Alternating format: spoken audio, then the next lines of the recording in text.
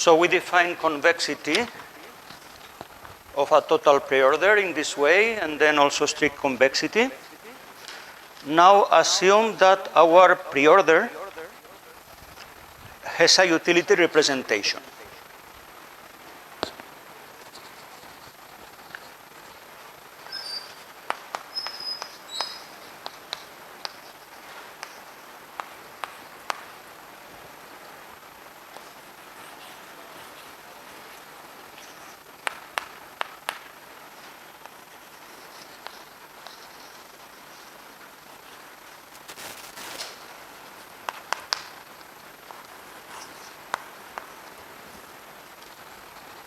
Is a utility function representing our preferences.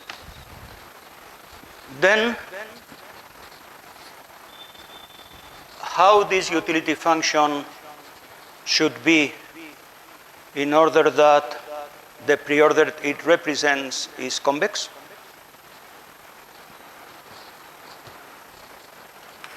So the question is, the preorder is convex if and only if U is what? This condition, which defines convexity of the preorder, expressed in terms of the utility function, means U of x greater than or equal to U of I implies U of 1 minus lambda x with lambda between 0 and 1 plus lambda y greater than or equal to U of y, which is the minimum of U of x and U of y. This is quasi-concavity. Okay, so a preorder is convex if and only if U is quasi-concave.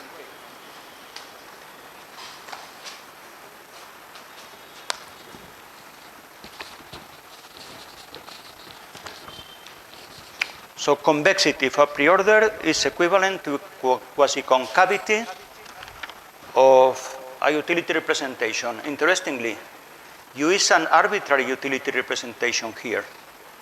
So every utility representation of this preorder is quasi-concave too. So if we have one utility representation which is quasi-concave, every other utility representation would be quasi-concave, because quasi-concavity means an intrinsic property of the preorder, that it is convex. This wouldn't be the case of concavity. You may very often find a concave representation of a convex preorder, but most of the other utility representation would not be concave, but they will always be quasi-concave. Okay, so concavity here is meaningless. So what would be the meaning of U being concave? In terms of the preorder, no meaning. Being concave means that it is quasi-concave, so that the preorder is convex. But you cannot say anything else, because your utility function is not just quasi-concave but concave. You cannot add anything else, because you have a concave utility representation. You make a composition with a strictly convex function, and you still get another representation of the same preferences. But that one is not concave in general. It would be just quasi-concave. So concavity is meaningless here. Is this clear? Similarly, you can prove that this is strictly convex if and only if U is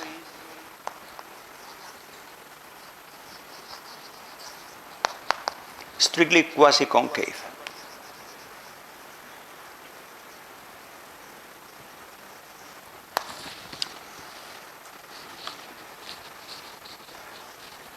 Well, now let us solve our problem.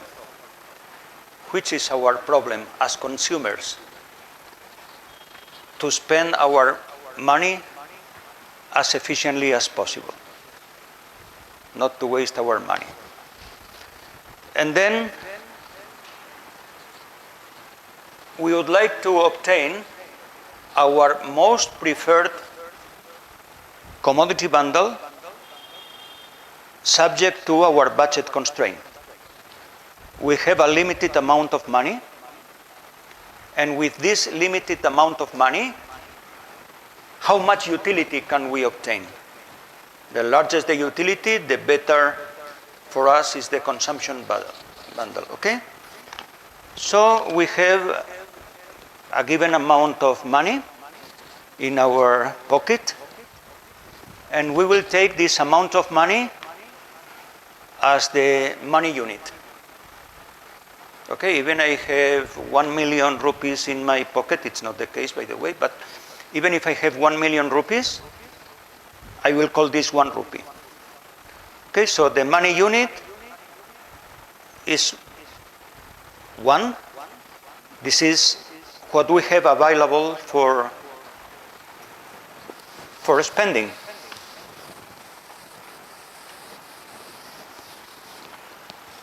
So given a price vector which in producer theory we assume to be strictly positive, now for technical convenience of the results, the way I'm going to present them, we admit prices to be 0. This is unrealistic because nothing is free, but for mathematical convenience, we may accept that. Okay? So we have a price vector, and then which commodity bundles are affordable for us under these prices. So if I want to buy X under these prices, I have to spend the inner product Px. Okay? I'm buying X1 of good 1, and the price for this good is P1, so I spend P1X1 for good 1, P2X2 for good 2, etc. The sum, which is the inner product, is the total cost of commodity bundle X under the price vector P. But I only have 1 rupee to spend. So the commodity bundles I can afford should satisfy this constraint. And I want to obtain the best commodity bundle for me under this constraint. The best one will be the one with the larger value of U. So the consumer utility maximization problem means maximizing U of X subject to this constraint. There are also the implicit constraint that X is non-negative. No need to write it because it's clear as I write U of X because U is only defined on the non-negative ortho. This is the consumer utility maximization problem.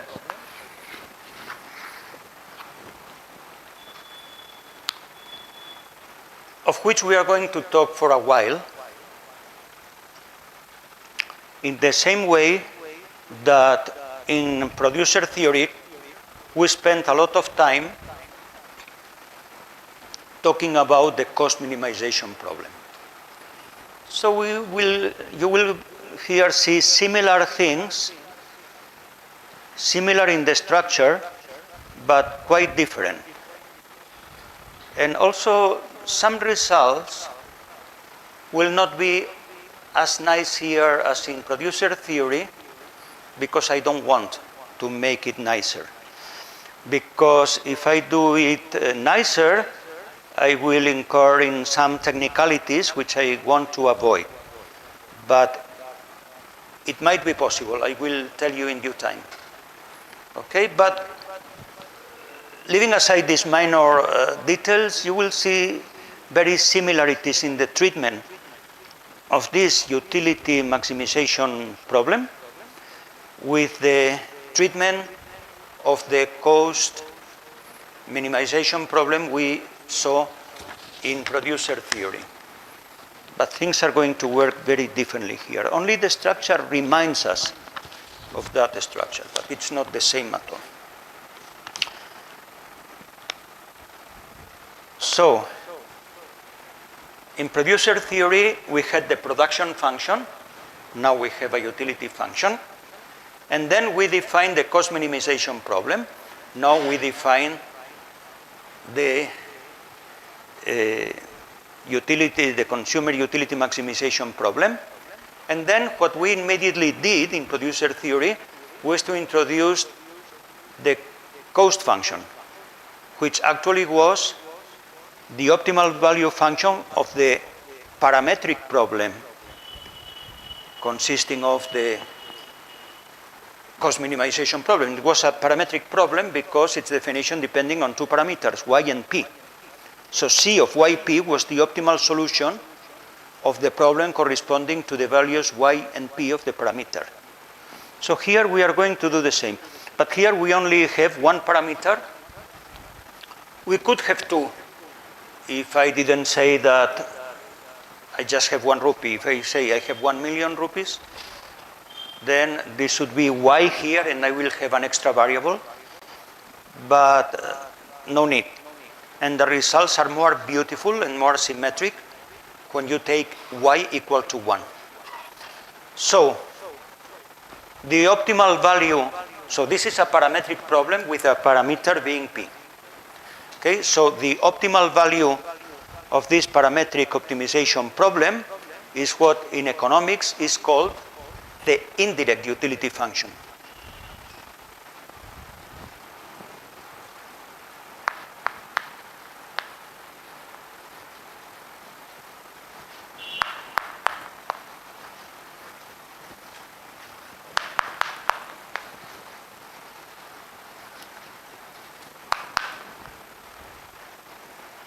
Our original utility function is the direct utility function, if you want, and this will be the indirect utility function.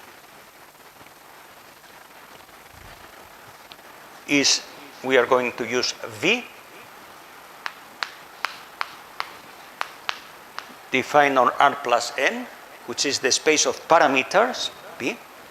Now, I mean, here we are going to use all the time R plus N as the set of commodity bundles and as the set of price vectors. Okay, but now we look at R plus N as the set of price vectors. And it goes into R union plus infinity. Notice that I have not assumed anything about U. U is any function. And then, so V of P for P in R plus N, price vector, V of P is by definition the optimal value of this problem.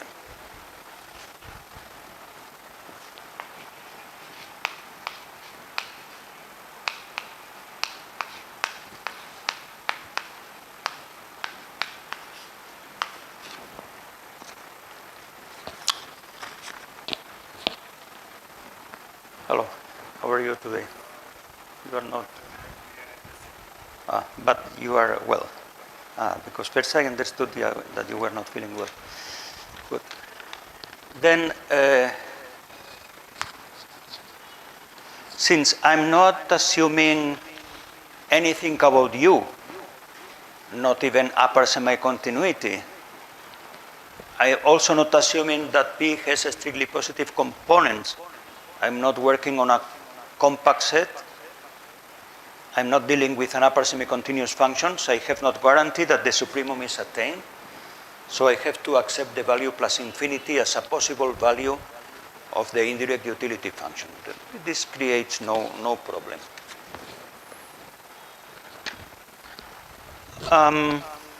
This is also a utility function, but not on commodity prices, but on price vectors.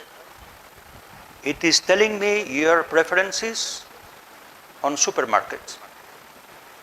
Near your home, there are two supermarkets. In one of them, the prices are the vector P1. In the other one, the prices are represented by the vector P2. To which supermarket are you going to shop today? Well, you will compute V of P1 with V of P2. But V of P1 will tell you the largest utility you can obtain in supermarket 1. And V of P2 will tell you the largest utility you will get in supermarket 2. Then if you decide, if you compute and see that V of P1 is greater than V of P2, this means you can use your money more efficiently in the first supermarket than in the second one. So you prefer the first one to the second one. Okay, so it's also representing your preferences, not regarding commodity bundles, but regarding price vectors, or if you want, supermarkets. Is this clear? Now, what did we do in producer theory after introducing the cost function? Then I gave a theorem saying production function satisfies 1, 2, 3, 4, 5 properties. Now, I will tell you which are the properties of V. But here, I will depart a little bit from the scheme we followed in producer theory, as I said, for simplicity.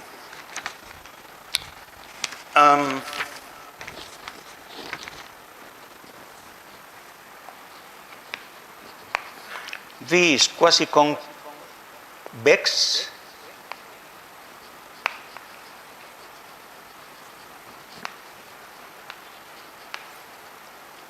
and non-increasing.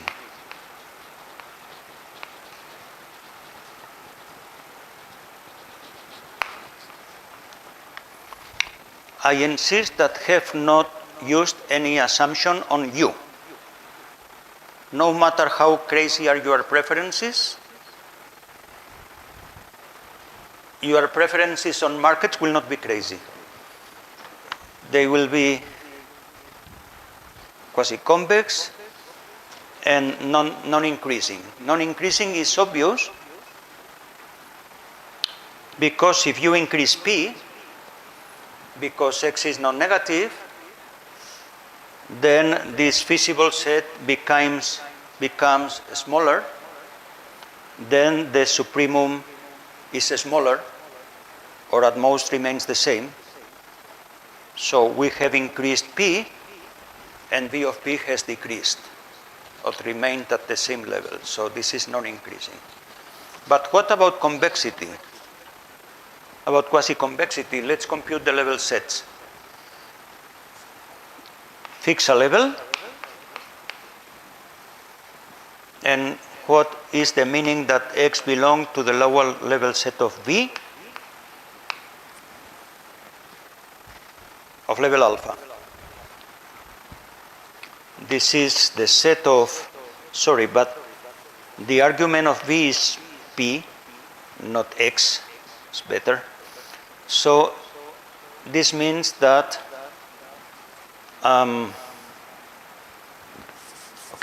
this simply means that V of P is less than or equal to alpha. And this means what? If you look at the definition of V of P, this means that U of X is less than or equal to alpha for every x such that Px is less than or equal to 1. If you pay attention to this conclusion, then you will observe that this shows us that L of V alpha is the intersection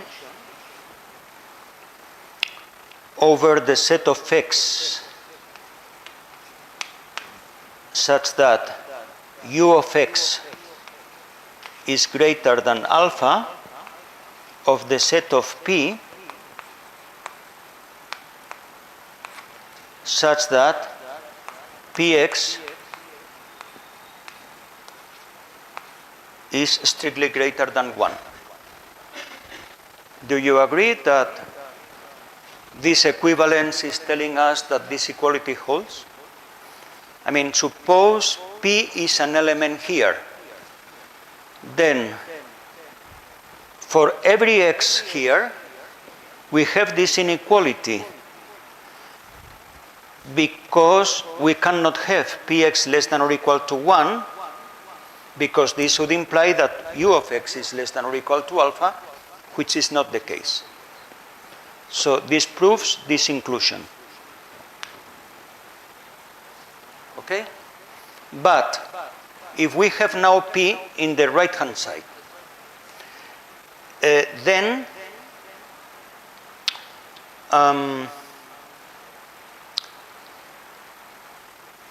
V of P should be less than or equal to alpha, because otherwise, let me see. So suppose X satisfies it's here, this means U of X greater than alpha implies Px greater than 1. The contrapositive of this is Px less than or equal to 1 implies Ux less than or equal to alpha. What is what we are stating here? And this means that V of P is less than or equal to alpha. So V is in the lower level set.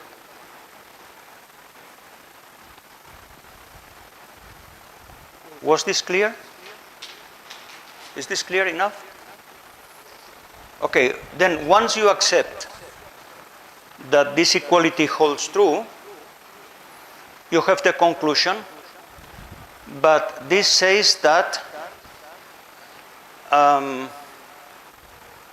the level set of B, lower level sets, are intersection of open half spaces, well, open half spaces intersection R plus N, but anyway they are convex. R plus N is convex, intersection and open half space is convex, and then we are taking intersection of some such sets. This is convex. And this is true for every level alpha, so our function has convex lower level set, so it is quasi-convex. For every utility function, no matter how strange it is. So here you have that quasi-convex functions appear in a natural way. Again, by accident, you can get sometimes an indirect utility function which is convex. But this would be meaningless, because if you change your initial representation of U, you replace it with some other utility representation of the same preorder, then the indirect utility function in general would fail to be convex. So convex would be meaningless in this context, but quasi-convexity has full meaning. In fact, one could say more, and I said it. I will give you a reference later so that you can find a perfect duality between direct and indirect utility functions with if and only if results, etc. But this should mean, first of all, telling some other things. I will tell you only very briefly now. These are open half spaces. And this is a closed set, but a closed set is also an intersection of open half spaces, closed convex set. And these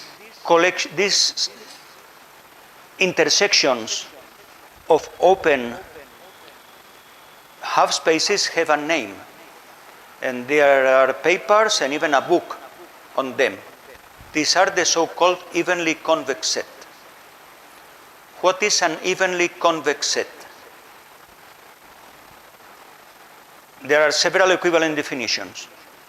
An evenly convex set is a set such that for every outside point, there is a hyperplane to that through that point does not intersect the set. A convex set with this property. Equivalently, it's an intersection of open half spaces. Equivalently, is an intersection of open convex sets. Then which sets are evenly convex? First of all, evenly convex implies convex. Okay? On the real line, every convex set is evenly convex. In arbitrary dimension, every open convex set is evenly convex. But it's not hard to see that every closed convex set is also evenly convex. Now, if all open sets, open convex and all closed convex, and all one-dimensional convex sets are evenly convex, the question is, are there convex sets which are not evenly convex? The answer is yes, but not in dimension 1. In higher dimension, there are, and I already showed you one here. When we are talking about hemispaces,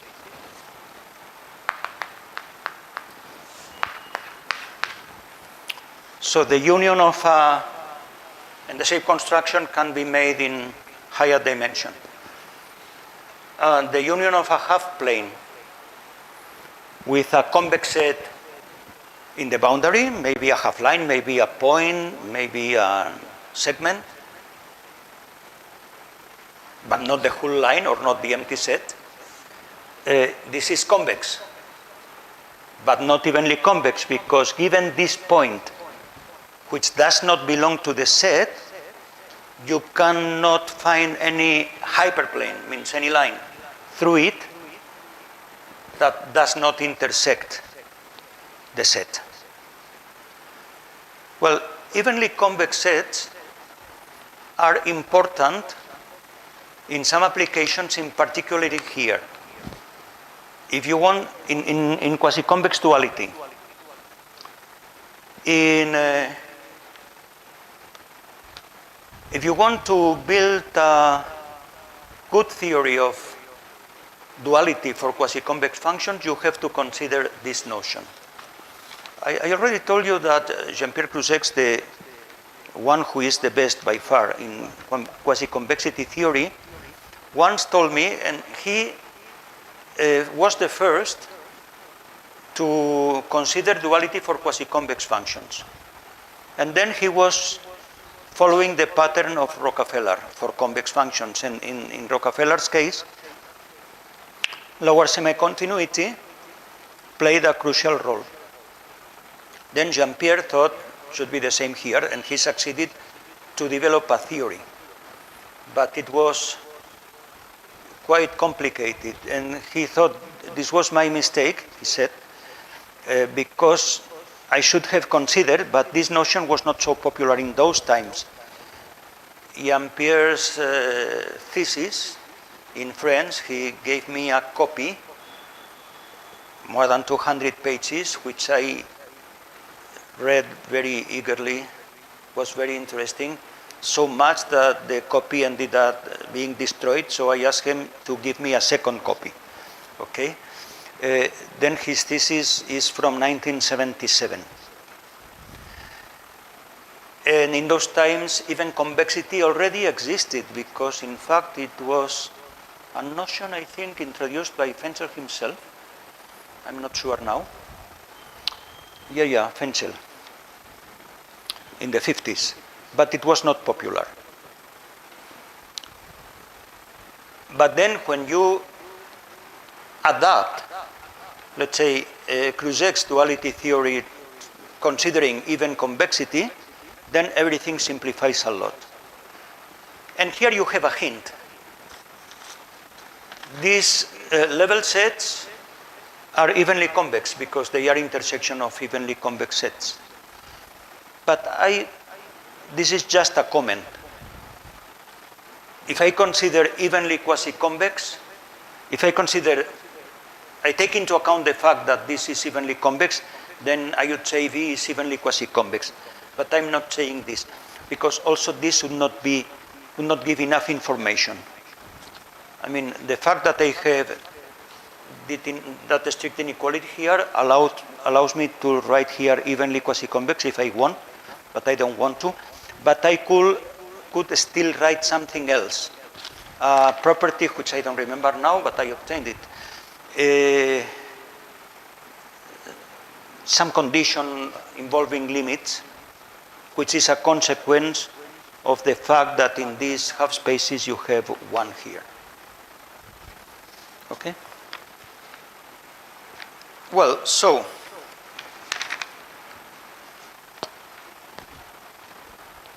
now we know that indirect utility functions are always quasi-convex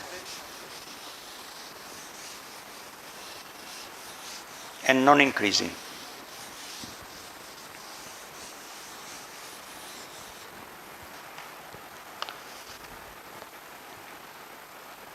Similarly to what we did with ghost functions, they satisfy A, B, C, D, E. Now, after I proved A, B, C, D, E, I suppose I don't tell you which is my utility function.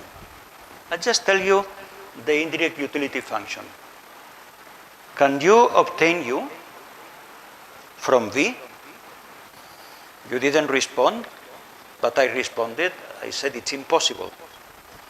But the most I can say about the hidden utility function is that, look, this means that U of x is less than or equal. So what are the relations between U and P? U of x is less than or equal to V of P whenever Px is less than or equal to 1. Okay? Because V of P is the supremum. I cannot say maximum. I don't know if it is attained or not. Then, what follows from this equality is that the utility function that produced this V is less than or equal to all these V of P for all these P's. So it's less than or equal to the infimum of V of P subject to Px is less than or equal to 1. So now the roles are exchanged. X is given, and in this minimization problem, the variable is P. Then you solve this minimization problem in which the parameter is x, and this is u of x. So this is the most I can say about u.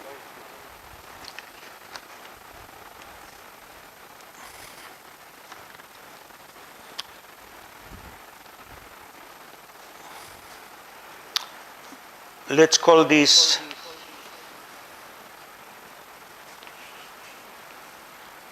u0 of x, u0 of x.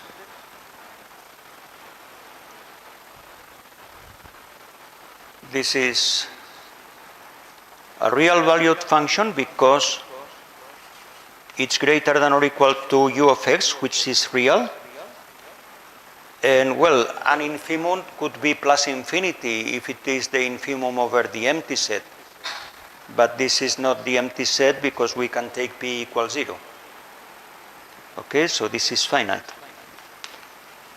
So this u0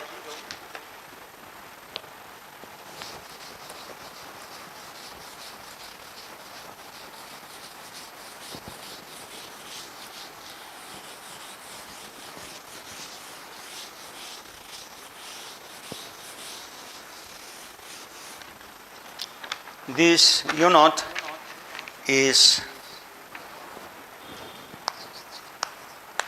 a function from r plus n into r plus, and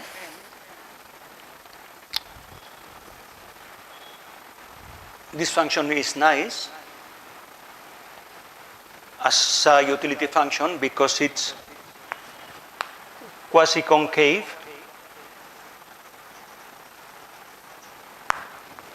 and non-decreasing.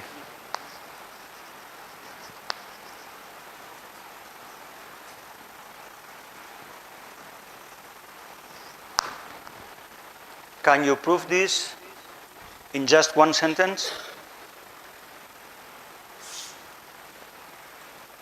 Not writing anything on the blackboard?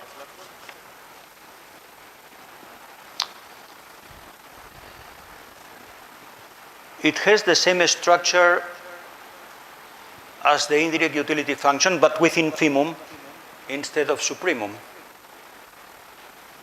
So if you have change here, you have minus sub of minus v of p. Minus v of p is like u there. And we saw that we don't need any property on u. So with a minus sign, would be quasi-convex and non-increasing. After we change signs, it's quasi-convex and non-decreasing. Okay, so you didn't tell me your utility function. Maybe you are crazy consumers. You only told me your indirect utility function, and I produced another utility function, which is reasonable. And I will prove you that it induces the same indirect utility function as your original utility function. This sounds very similar to what we did in producer theory. You had a production function. You didn't tell me, but you told me your cost function. And then from your cost functions, I computed another production function which made the same effect as your original production function. So the pattern is very similar.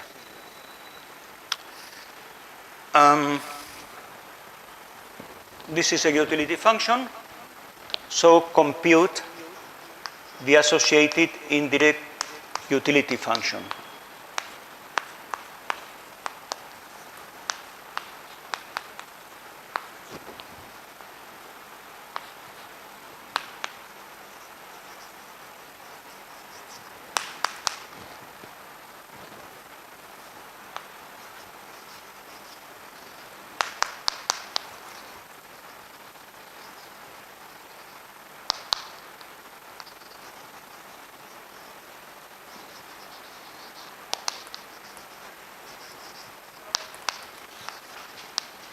V naught, the indirect utility function associated with u naught.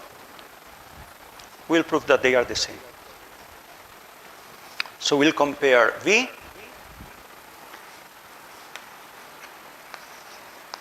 with V naught. They are the same, but one of the inequalities is evident. Which one?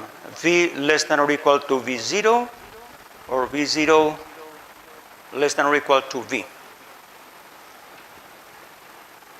So look at the definition of the indirect utility function. If you replace U with U naught, because U naught is larger, you have a larger objective function here, the supremum increases. Do you agree? So the obvious inequality is this one.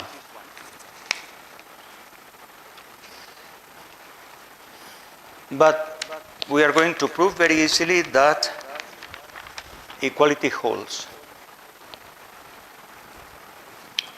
So what's the definition of V naught of P? Is the supremum of U naught of X subject to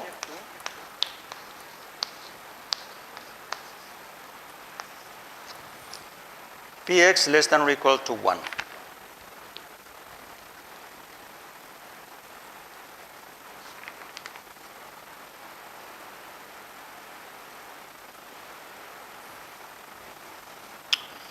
But look at the definition of U naught.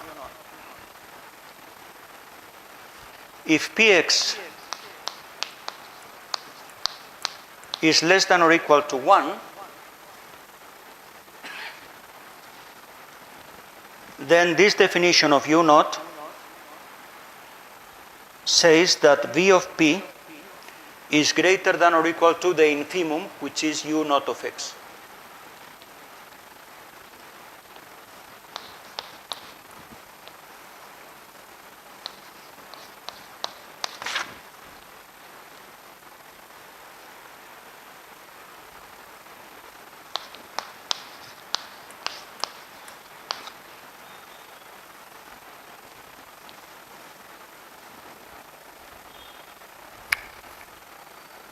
And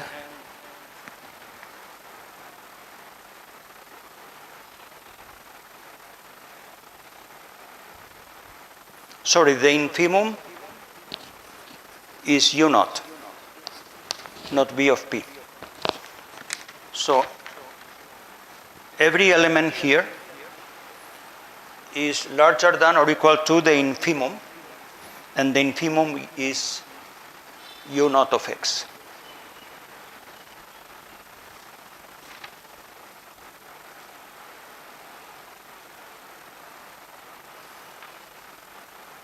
Then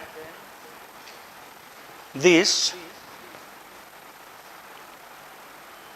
all these elements here, all these X satisfy this constraint, and because of that, all of them are less than or equal to V of P. So this is less than or equal to V of P, which we needed to prove. So for every P,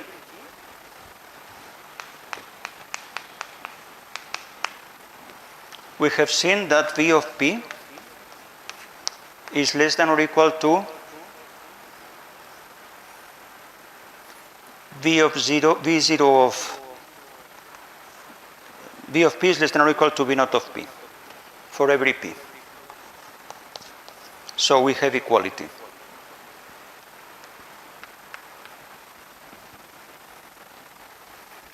So you didn't tell me your preferences, you are U, but I produced another U, U naught, which is equivalent to yours in the sense that it yields the same indirect utility function.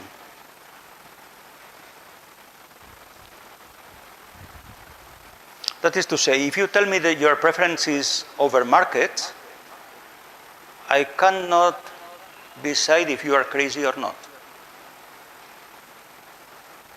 Because you may have your original crazy utility function, or you may have this one, which is very reasonable. Maybe your preference is that you prefer less to more. This should be not very reasonable, or I don't know, every kind of strange behavior, strange preferences are allowed.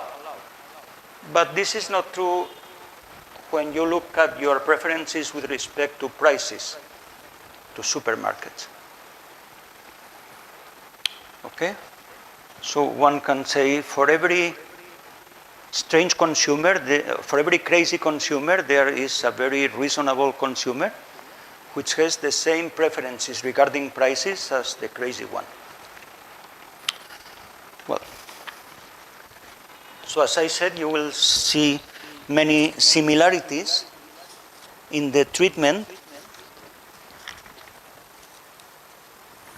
of this theory compared with the treatment of production theory.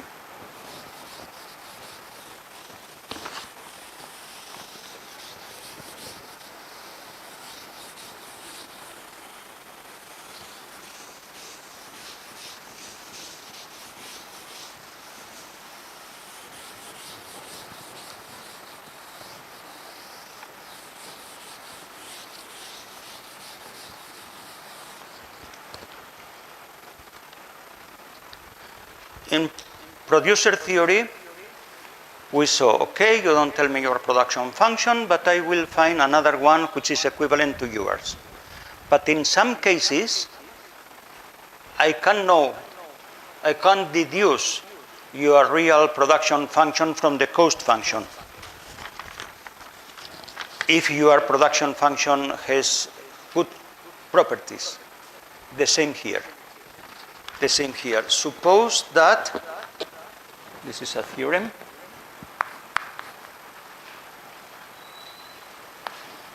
suppose that your utility function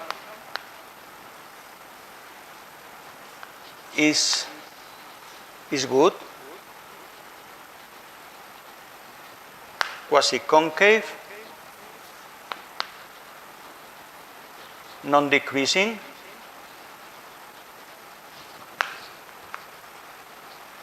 and upper semi-continuous.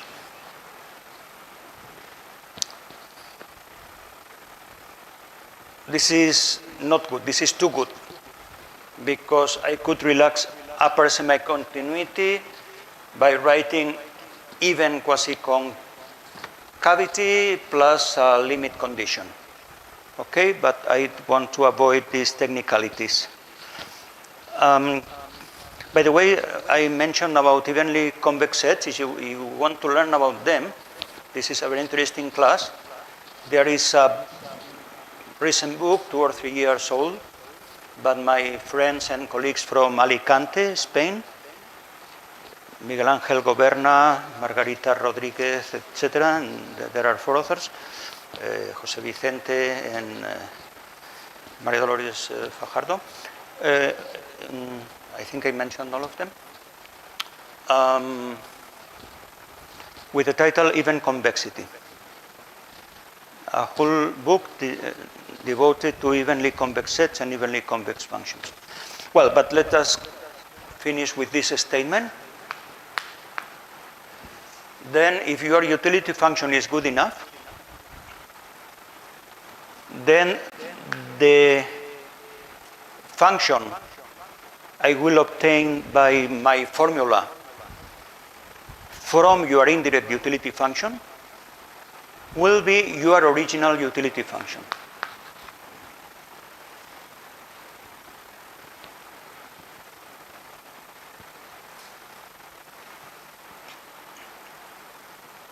In general, we only know that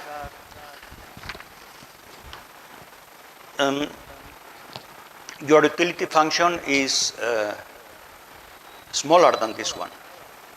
Okay.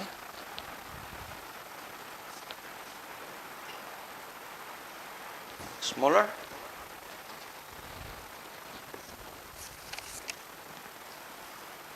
Yes.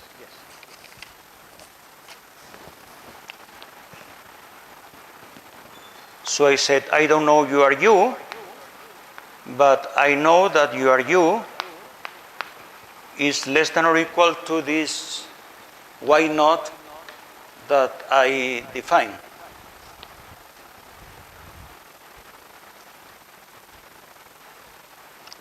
Which means, among all the utility functions which give rise to the same indirect utility function, this is the largest, and the largest is quasi-concave and non-decreasing. Well, but now let us prove that under these assumptions, equality holds. So, suppose this inequality is not true at every x. So suppose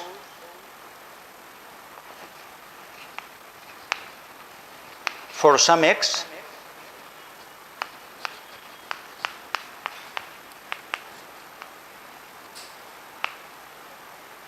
one has u of x strictly less than u naught of x. And then take an intermediate alpha between these two numbers.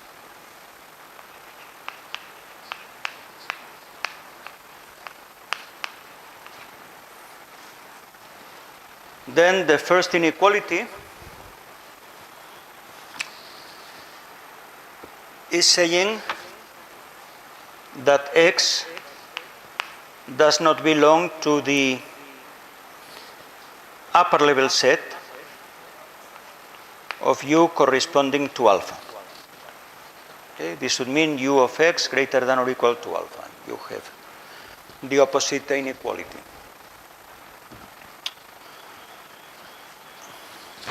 Then this set is convex and closed.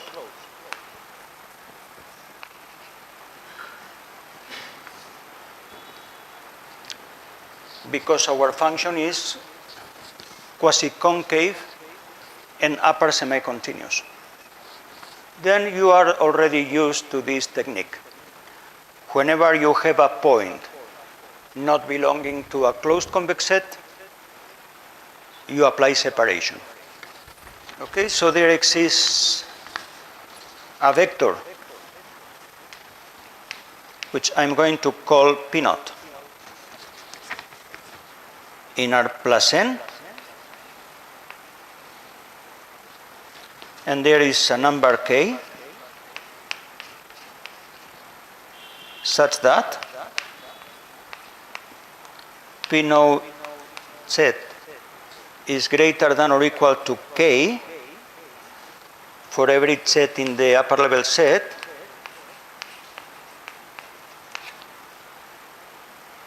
but not for the point that doesn't belong to the upper level set, which is x.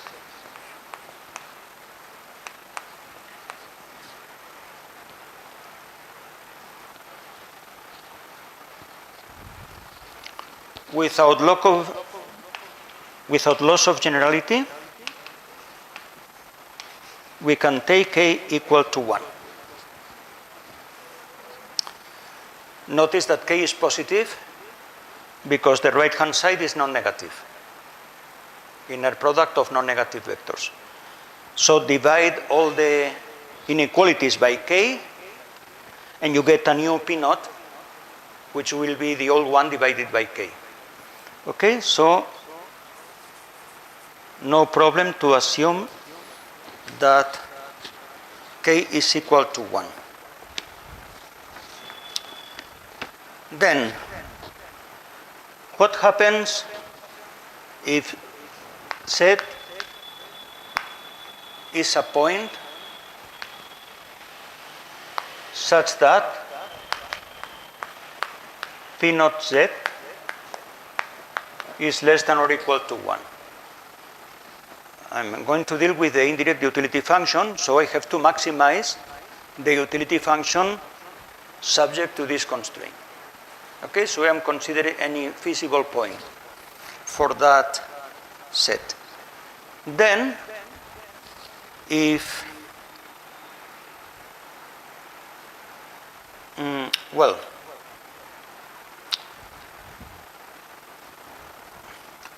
so, sorry, I mean, this is true, but I can do it better. So let us first keep our original k. This is a given number, and this is also a given number because p0 and x are given. So we can lower k. And this will a little bit, taking, let's say, the midpoint between the mean between these two numbers, I will get a smaller number, still satisfying this inequality, but then all these inequalities will be satisfied strictly. So, without loss of generality, I can assume that this inequality is also satisfied strictly. And then now it's the right time to say that I can take k equal to 1. But before, I needed to strengthen this inequality. Okay, is this clear? Then, suppose z is such that p not z is less than or equal to 1. Then z is not in this upper level set, because for every z in this upper level set we have the opposite inequality to this one.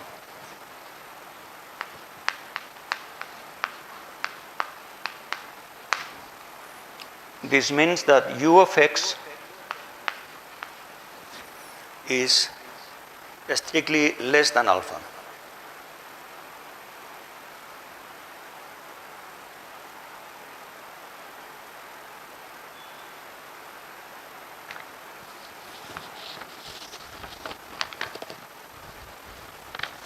But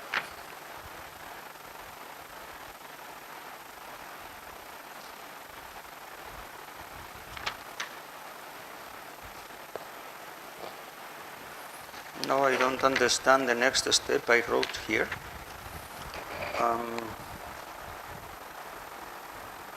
No, I quite understand it. So then,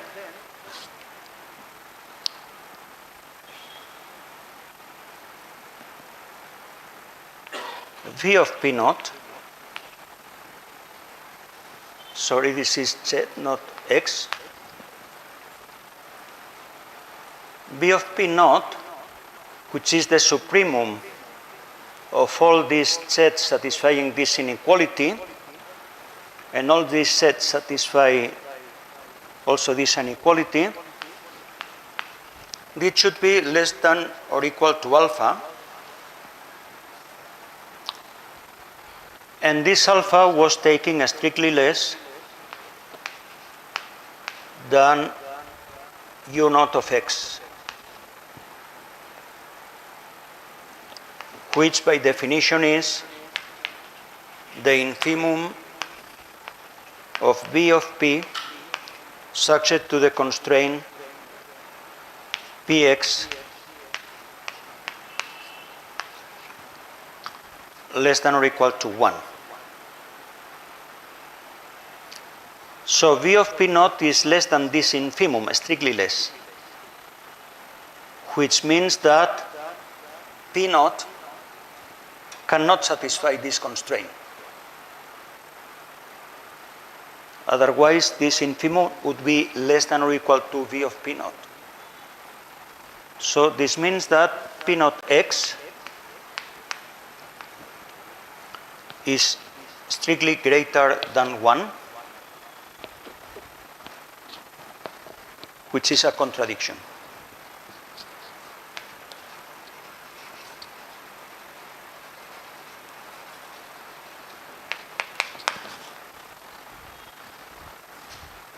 So the assumption that ux was less than u naught at x was wrong. So we must have u of x equal u naught of x, so u naught is equal to u.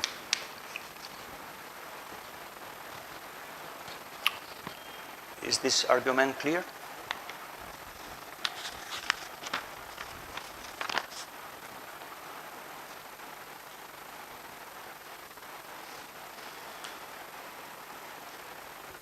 So this means if your function is good, quasi-concave and upper semi-continuous, I can deduce it from your utility function by my formula.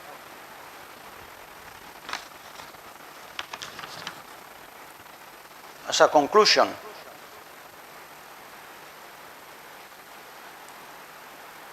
if you have two quasi-concave, non-decreasing, and upper semi-continuous utility function that produce the same indirect utility function, they are the same. Because the indirect utility function determines a quasi-concave, non-decreasing, upper semi-continuous function that produces it in a unique way. So you cannot have two different utility functions with these nice properties yielding the same indirect utility function. But I don't have a bijection as I had in the producer theory because these assumptions are stronger than needed. Okay, but this statement is enough for our needs. And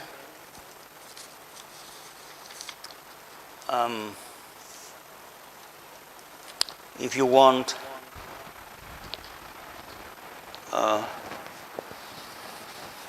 to know how to do things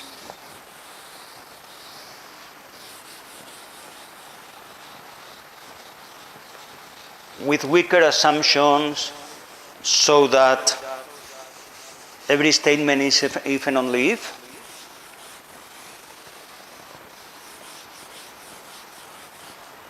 so look at the paper titled Duality between direct and indirect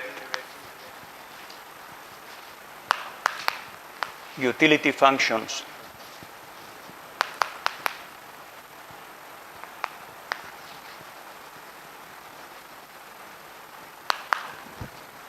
Under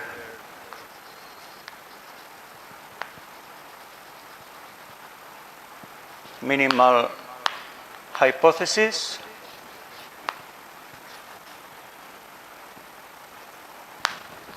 which I published in the Journal of Mathematical Economics. Journal of Mathematical Economics. I'm not sure of the year, but it may have been 1990, around. Or 91, 1991, 92, probably 90. Well, you can check in Google Scholar. Okay?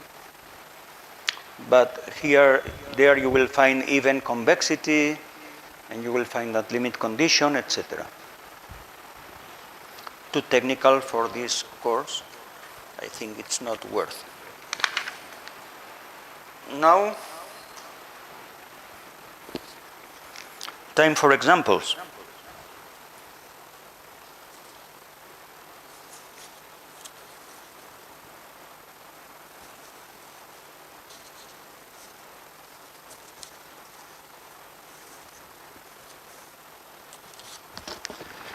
In producer theory, we basically use two examples, Cobb-Douglas and Leontief. Then these examples make also sense in the context of consumer theory. So I'm going to illustrate all these results with a Cobb-Douglas utility function first, and with a Leontief utility function then. Oh, but it's time to stop, so this afternoon we'll do it. Do you have any question about what I have presented so far? No?